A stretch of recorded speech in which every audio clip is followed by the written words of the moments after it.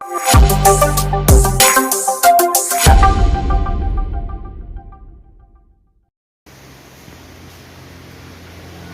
Manjappura mass Motors എന്നായിരുന്നു നമ്മുടെ Honda unicorn വണ്ടി. നമ്മളത് വർക്കിന് കയറ്റിയിട്ടുണ്ട്.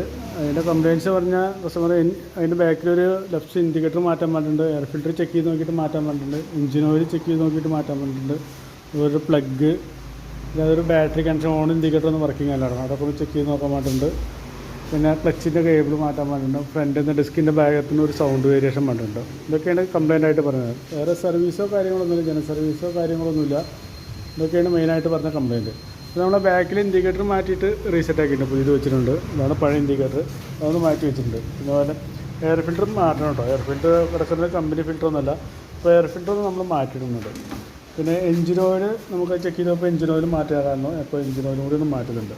പിന്നെ ബാറ്ററിയുടെ ഭാഗം ചെക്ക് ചെയ്യുന്നത്, ബാറ്ററി ഇത് വണ്ടിയിൽ വേറെ നമ്മളൊരു ബാറ്ററി ചെക്ക് ചെയ്യാൻ വേണ്ടി വെച്ചാണ്. വണ്ടിയിലിരുന്ന ബാറ്ററി 2023 മോഡലാണ്.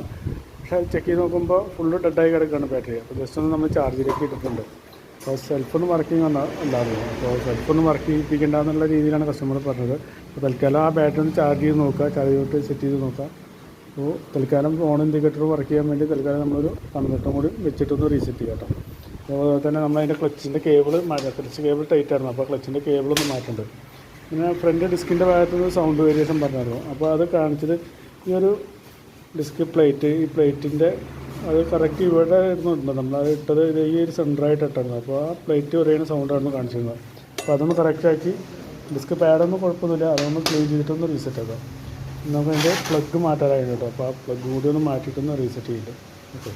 പിന്നെ വേറെ സർവീസായിട്ടൊന്നും വേണ്ടതൊന്നുമില്ല, ജന സർവീസായിട്ടൊന്നും പറഞ്ഞിട്ടില്ല. ഈ പറഞ്ഞ മൈനർ വർക്കാണ് പറഞ്ഞിരുന്നത്. അപ്പോൾ അതൊക്കെ ഒന്ന് ചെയ്തിട്ടൊന്ന് റീസെറ്റ് ആക്കാം. അപ്പോൾ ഇത്രയും ചെയ്യുന്നതിൻ്റെ എസ്റ്റിമേറ്റ് കൂടി പറയാം, നോക്കിയിട്ടൊന്ന് റിപ്ലൈ ചെയ്താൽ മതി. ഓക്കെ.